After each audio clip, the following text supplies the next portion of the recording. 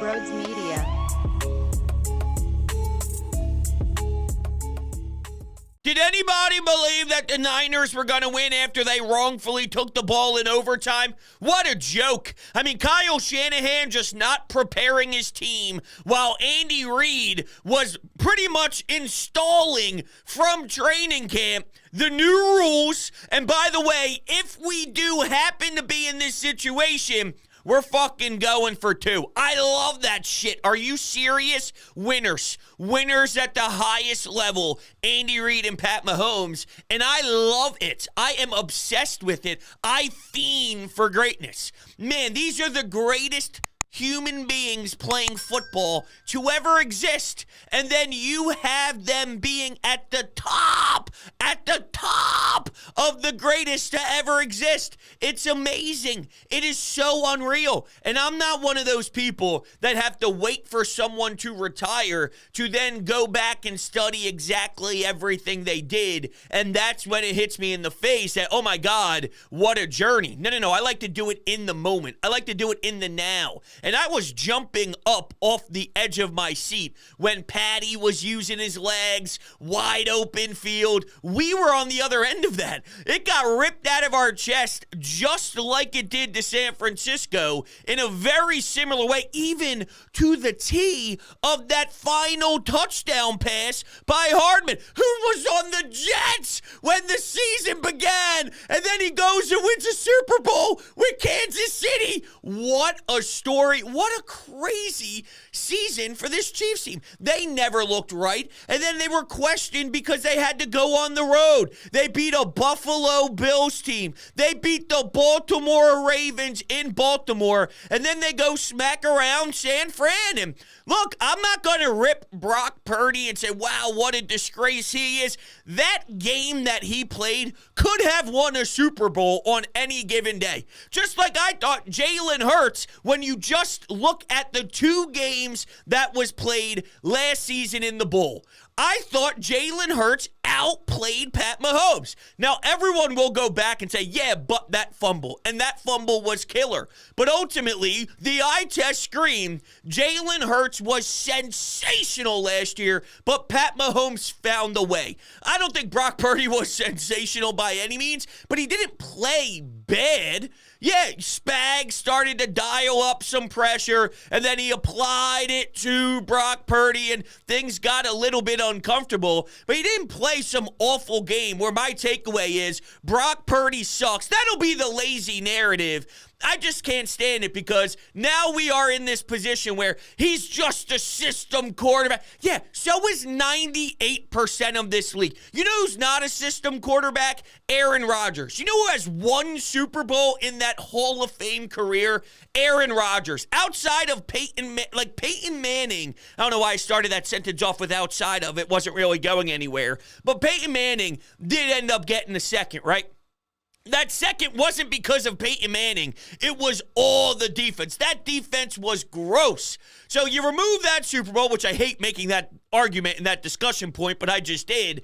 And Peyton Manning, one of the best ever. Not system quarterback. The game has changed so much from then to now anyway, so all of this just sucks, and I'm horrible at my job. But regardless, my point is, all of these quarterbacks are system quarterbacks because it's a new era of football. I'm not going to ridicule the quarterback of San Fran. I mean, I can definitely look at Kyle Shanahan and say you just didn't have your team as prepared as they needed to be to the nth degree. This is a Super Bowl. You cannot have any doubt at all that you left some scraps on the table when trying to dissect every single possibility, and he sure let his team down, and that should live with him for a while. Gut-wrenching loss for the Niners. Couldn't have happened to a worse fan base. I mean, just the scummiest human beings to ever walk planet Earth is San Fran, and they deserve the heartbreak, no doubt. Now, do I love what Fletcher Cox did on Instagram?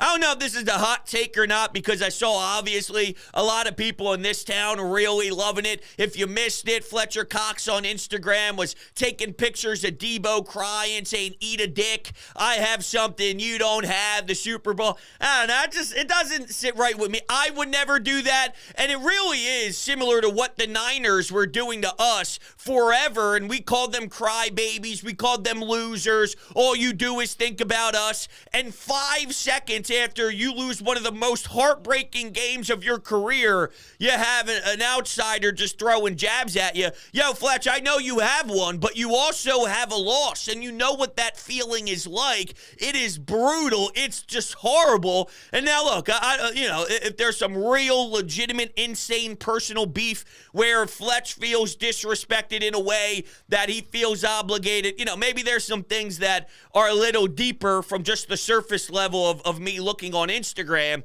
But I don't like that card. It reminds me of the card the Niners played that we despised so much. And now when our team does it, we love it and we start screaming that this is fantastic. I don't know. It's just not for me. Kyle Shanahan let his team down. Because there's no way with the new overtime rules that you don't get the ball second. You lose a down. You're actively driving downfield, losing a down. When you know what you have to get, then you go for it on fourth. If the other team has a touchdown, you get a full-on extra down. And for his theory to be, well, what happens if we both score touchdowns and then we have the third possession? Then it's win or go home. You're overthinking. You're doing way too much. You're complicating. And quite frankly, I think that was a huge lie on the fly. I think he just realized that made a little sense to him, so he can run with that with the media. But deep down, he was lost and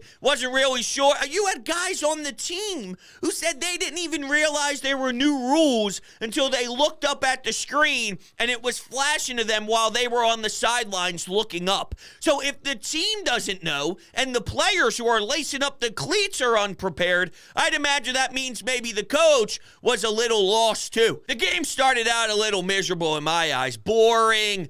1st and 10 became 2nd and 13. It was a grind. I'd be lying, though, if I said I didn't find any sort of interesting angles, though, because it was one of those grind games. It was ugly. It was murky. The stage is big. I don't know if the nerves were there, and then they eventually started to all settle into the game, so then the game had some more identity to it towards the end. I don't know if it just took a while because I couldn't imagine playing that game. That game, the stage, it gets so big that are we even watching a football game anymore? There's so much stress on every single play, and that's why it's even more amazing that Pat Mahomes is able to do this every single season. Down 10, doesn't matter. These comebacks, he's already in rare air, okay? It's not as if it's the norm. Tom Brady did the 28-3 thing, and that's magnificent, but it's almost every season they dig themselves into a hole, and then they pull themselves out of it because everyone has belief that when 15 gets the ball in his hands,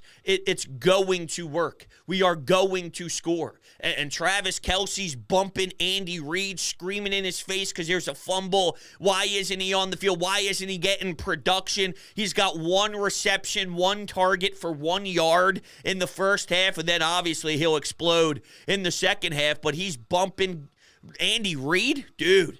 There looked to be a little bit of a flop by Reader. What the hell? A little flop, a little starstruck, if you will. I don't know. He's like, damn, is that Taylor Swift's boyfriend?